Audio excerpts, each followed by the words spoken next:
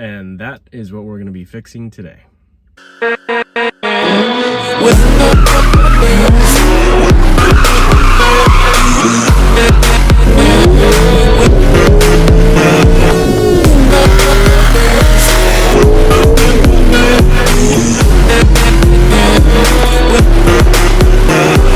What's up, guys? So today we're going to be addressing yet another simple but relatively common issue that the C5 Corvettes have.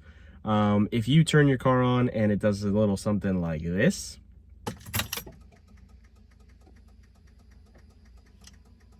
typically that means that it's either low voltage, which sometimes could happen because you have a faulty battery or something like that, but most of the time it's just a crappy ignition switch. Now, a lot of people take out their ignition switches and refile the contacts and do this and do that, and I just figured, you know what, screw it, let's just get a new one in there, not have to worry about it. So today I'm going to show you how to quickly disassemble your center console and your dash and get this new puppy in there. All right, so essentially the goal of this is to get behind here because we've got to take out the ignition switch, which is right behind this ignition cylinder.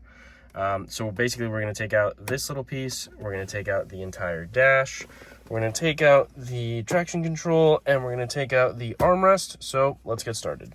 Just to make it easy, I've already gone and emptied the armrest console.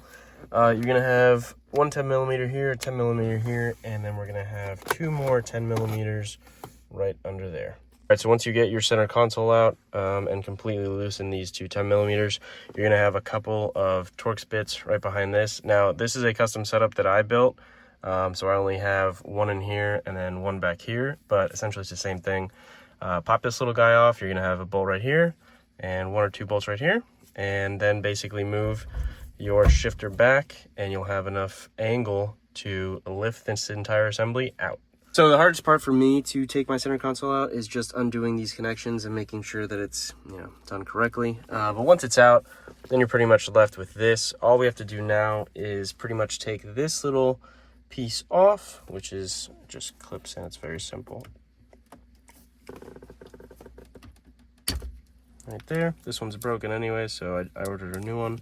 And essentially all you have to do is take out this 10mm and this 10mm, but to make things easier, I'm going to undo the fog light switch, this bezel, and then probably just drop this just to make it easier. All right, so once you remove your fog light switch and this one little bolt right here, you also want to remove this 7mm right here, and this 7mm right here, and that's going to allow this whole bolster to just come down. All right, so once you have your knee bolster out, you're just gonna want to, like we previously said, take this cap off, which it just clips on. You're gonna want to take this 10mm out and this one out as well. Then the whole unit will just drop and you can fish it out, and then we will take the ignition lock out of there and switch the switch. We've got the key in, so we're gonna want to turn it in, twist it, push the button, cylinder comes out, put this little guy right there. Now the Vette's cable's removed, we've got these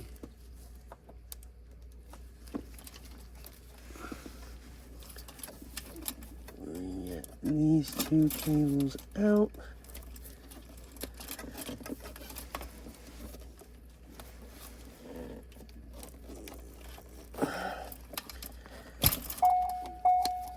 One,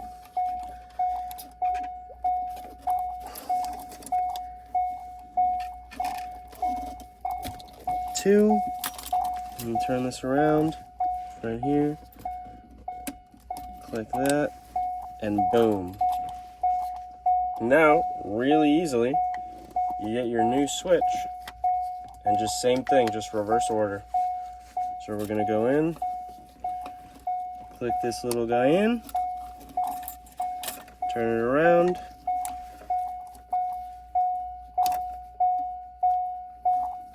first harness, which is the white one, goes on the left, black one goes on the right, You can hear the car turning on again. And we're gonna get this out and throw this puppy in there. Boom. And that's it.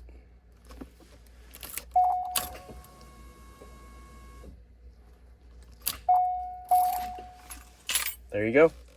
What you can do, just to make sure to verify that it works, is you just put the key in, nice and smooth. It's not any stiffer than it was before, but it's just nice and crisp now when you turn the key. I don't know how to explain it, but now everything works just fine, and we just reassemble. However, I'm going to be rebuilding my torque tube and my transmission. They're going to get sent out to get rebuilt. So I'm not going to be putting this back together, but pretty much it's just reverse order. You're going to want to put this tap in. Once you put this on, you put this cap on there, the screw for the knee bolster, put this thing in, console, and then you're good to go. And that's it, guys. It sounds like a daunting task. It might look like a daunting task, but it's really not. I mean, I've taken this interior apart like 30 plus times, so maybe I'm used to it, but just step by step you'll get to it, and you see how easy it was to just switch out the old switch to the new switch. If you have any questions, send me a message or a comment on the video down below. Other than that, thanks for watching. Stay tuned.